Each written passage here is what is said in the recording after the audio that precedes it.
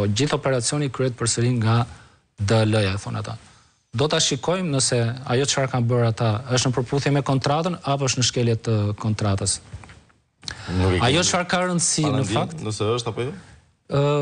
Nuk dua të spekuloj për momentin realisht, edhe për t'u treguar etik në raport me atë, po edhe për të respektuar ligjin se nesër ai thotë që e the këtë këtu, e the atë etj. Edhe kam këtë minimum eksperiencë për të kuptuar që të mos bëj gabime të paktën që të dëmtojnë interesin e institucionit. Ajo çfarë është e rëndësishme për ne është ajo çfarë thotë ju dhe kërkojnë gjithë të tjerë që ky proces të garantojë dhe të garantonte 100% integritetin e votës së qytetarëve shqiptarë. Ne në Komisionin Qendror të Zgjedhjeve, unë kam statistika këtu që janë në kohë reale, janë 162 probleme, domethënë 162 zgjedhës që deri tani kanë raportuar në Komisionin Qendror të Zgjedhjeve për problematikat që ata kanë patur. 92 prej tyre thonë që zarfi i DL-s më është lënë në hyrje të banesës ose në kutim postare, pra nuk më është dhënë mua në dorë, 92. 23 thonë që DL-ja nuk ka pranuar që të vej të tërheqi zarfin në shtëpi, sikurse ka detyrimin. 3 thonë që nuk më ka ardhur zarfi nga DL-ja. 4 thonë nuk ka marrë njoftim nga DL për mbritjen e zarfit. 9 thonë që në dokumentacionin që më ka mbritur mungon fletë e votimit. Për 8 nga këta ne ja kemi ridërguar fletën e votimit. Këtij të 9-it apo kësaj të 9-s nuk e di në fakt, do t'ja dërgojmë sot. Dhe janë 31 raportime për probleme të tjera.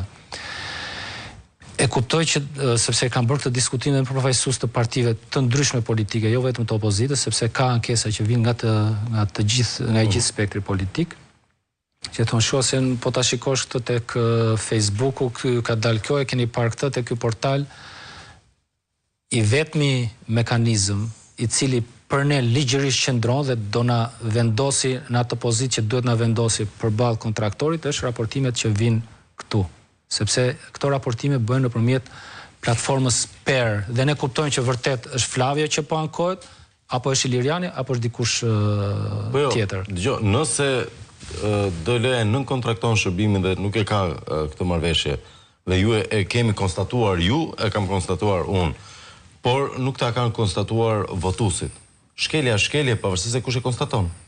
Absolutisht po, nëse ata kanë thyer parashikimin kontraktual që nuk do duhet ta nënkontraktoni si shërbim, patjetër është shkelje e raportit. E cënon integritetin e procesit kjo. Këtë nuk e dim nëse 100% është kështu. Domethënë, ose më mirë të them, ne kemi ndërtuar një protokoll sipas të cilit jemi të sigurt që respektohet integriteti i votës. Pra, ti nëse zbaton atë protokollin që ne të kemi thënë, është e sigurt që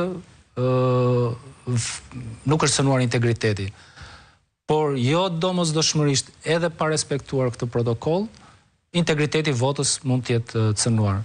Po të marr një rast. Në Itali di unë dikë që patronazhon dhe është futur në mes DL-s dhe votuesit. Mundet. Që është patronazhiste dhe ju e dini kush i ka patronazhistët. Mundet. Ja kursejnë PS-s reklamën. Mundet. Mundet kjo, mundet ajo që Bashin ai mundet kënë 3 palë zgjedhje kështu, mundet kështu? Jo, unë mundet sepse nuk e kam këtë provën, e kupton? Je duke ma thënë tani, po ke një provë për këtë gjën? Them emrin e Marietës. Po edhe Marieta apo Hasani, Hyseni, Agimi, Arbeni mund të kenë emra. Çështja është kush është prova që e provon këtë që ka bërë Marieta apo X apo Y. Po në lidhje me protokollin ishte duke të shpjeguar këtë që nëse për shembull këtyre 92 votuesve, për këta 92 nuk është respektuar protokolli, pra këta nuk e kanë marrë në dorë, po e kanë marrë fletën e votimit, kanë votuar lirshëm, e kanë dërguar, kjo nuk do të thotë që procesi është i cënuar në këtë rast, është komprometuar. Do të ishim të sigurt 100% dhe do ta prezumonin që nëse këta do ta kishin marrë në dorë, do të kishin firmosur, do të ishim të sigurt. Po sa kohë që nuk provojmë dot të kundërtën? Ju mungon një tabelë aty të ato 4 ndarjet, një tabelë që unë fakt e kam. Këtu janë njerëz që ju është dërguar zarfi